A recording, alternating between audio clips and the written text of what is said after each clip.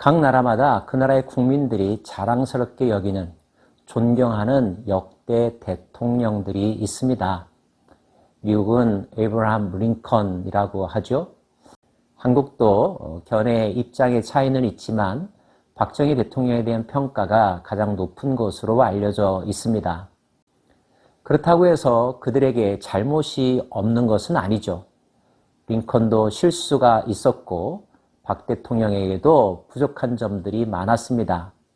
그럼에도 불구하고 대다수의 사람들은 그들의 공로를 귀하게 평가하고 그것을 자랑스럽게 여기는 경우들이 많이 있습니다. 열왕기상에는 솔로몬 왕의 장점과 단점에 대하여 균형 있게 보도하고 있습니다. 하지만 역대기는 좀 다르죠. 역대기는 포로기 이후의 사람들에게 그들 민족의 중흥이라고 하는 역사적 사명을 위해서 그들의 역사 속에서 일어났던 좋은 점들을 소개해 주는 데 목적이 있습니다. 무엇보다도 치유와 위로와 격려가 필요한 시대였으니까요. 자, 그렇다면 역대기가 전하는 솔로몬의 업적에는 어떠한 것들이 있었을까요?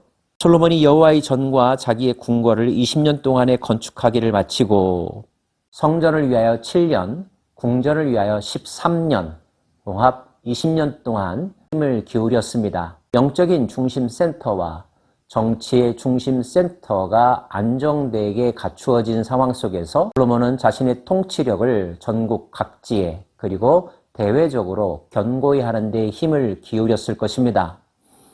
후람이 솔로몬에게 되돌려준 성읍들을 솔로몬이 건축하여 이스라엘 자손에게 거기에 거주하게 하니라. 후람은 성전 건축과 왕궁 건축에 기술자들을 보내주었었습니다. 그 대가로 솔로몬은 갈릴리 지역의 성읍 20개를 주었다고 열왕기상은 전해주고 있는데요. 그 후에 다시 후람 왕이 그 성중의 일부를 되돌려 준 것 같습니다. 솔로몬은 되돌려 받은 성읍들에 행정관청을 설치하고 주민들을 거주시킴으로써 관리하고 개발하는 데 힘을 기울였다는 뜻입니다. 솔로몬이 가서 하맛소바를 쳐서 점령하고 또 광야에서 다드모를 건축하고 하맛에서 모든 국고성들을 건축하고 하맛소바, 다드몰 등은 이스라엘의 북동쪽에 있는 아람 사람들의 왕국입니다. 그곳들을 점령하고 그곳에 국고성을 건축했다고 합니다.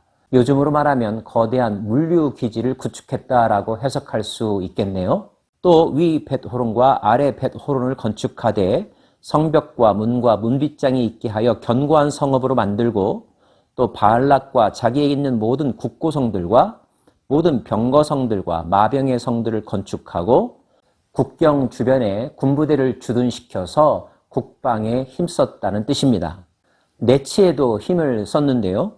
이스라엘이 아닌 헷 족속과 아모리 족속과 브리스 족속과 히위 족속과 여부수 족속에 남아있는 모든 자, 곧 이스라엘 자손이 다 멸하지 않았으므로 그 땅에 남아있는 그들의 자손들을 솔로몬이 역군으로 삼아 오늘에 이르렀으니 솔로몬 시대에 그 땅에 거주하던 이방 민족들, 가나안 원주민들이라고 말할 수 있죠. 그들을 잘 관리했다는 것입니다. 그들의 노동력을 이용하여 경제 발전과 국책 사업에 동원했습니다. 오직 이스라엘 자손은 솔로몬이 노예로 삼아 일을 시키지 아니하였으니 그들은 군사와 지휘관의 우두머리들과 그의 병거와 마병의 지휘관들이 됨이라. 솔로몬 왕의 공장을 감독하는 자들이 250명이라 그들이 백성을 다스렸더라. 이스라엘 사람들은 그들을 관리하는 감독관으로 지휘관으로 세워서 리더십을 발휘하게 했다는 뜻이죠. 경제가 올바르게 돌아가려면 노동시장이 유연하고 노동력이 충분해야 합니다. 노동시장이 불안정하면 모든 산업들이 제대로 운영될 수 없죠. 적절하게 인력들을 공급하고 재배치하는 일, 행정당국자들이 머리를 싸매고 해야 되는 중요한 과제인데 솔로몬 시대에 이런 것들을 원활하게 잘 관리했다는 뜻입니다. 솔로몬도 이른바 동맹 결혼을 했던 것 같습니다. 바로의 딸을 왕비로 삼기도 했는데요. 솔로몬이 바로의 딸을 데리고 다윗성에서부터 그를 위하여 건축한 왕궁에 이르러 이르되 내 아내가 이스라엘 왕 다윗의 왕궁에 살지 못하리니 이는 여호와의 궤가 이른 곳은 다 거룩함이니라 하였더라. 그 왕비에게 다윗성이 아닌 별도의 궁전을 건축하여 그곳에 거하게 했다는 것입니다. 이유는 다윗성이 가지고 있는 종교적 의미, 신앙적 순수성을 지키기 위해 노력했음을 역대기는 평가하고 있는 거죠.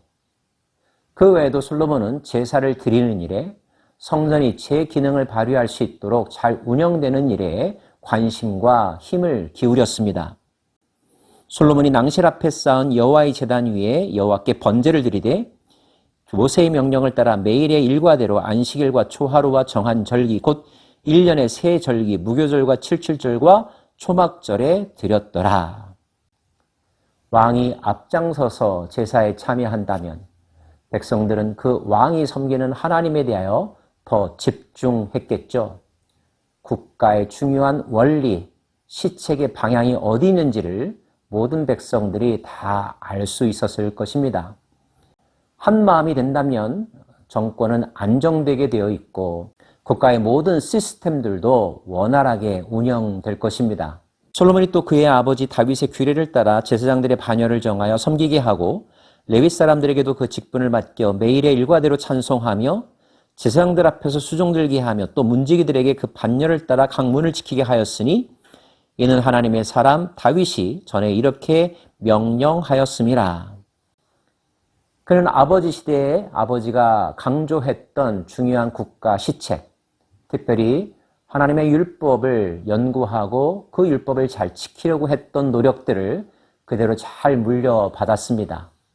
전통이 잘 전달되었다는 것, 이렇게 될 때 정책은 일관성을 띠게 되죠. 백성들은 평안함을 느끼게 될 것입니다. 정치가 불안정하면, 변화가 너무 급격하면 사람들은 불안하게 되죠. 예측 가능한 일이 없어지기 때문에 어떻게 해야 될지 몰라 우왕좌왕하는 일들이 많이 생기게 되는데 적어도 솔로몬 시대에는 그런 일이 발생하지 않았습니다. 무역과 통상 분야에도 솔로몬 시대에 있었던 큰 업적이 있었는데요.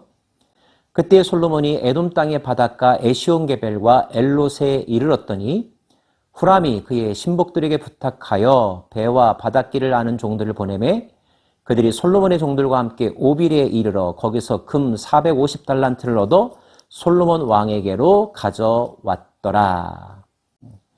에시온게벨은 지금이 홍해 아카바반 북쪽에 있는 항구입니다.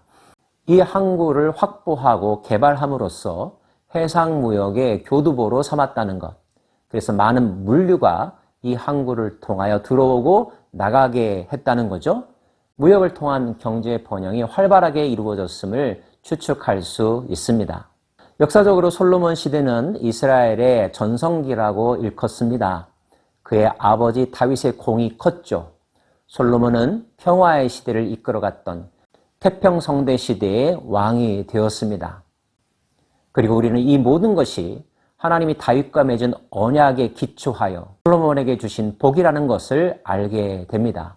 2024년을 살아가고 있는 이 시대에 정치적으로 혼란스럽고 또 탁월한 지도자를 요구하는 목소리가 그 어느 때보다도 높아지고 있습니다.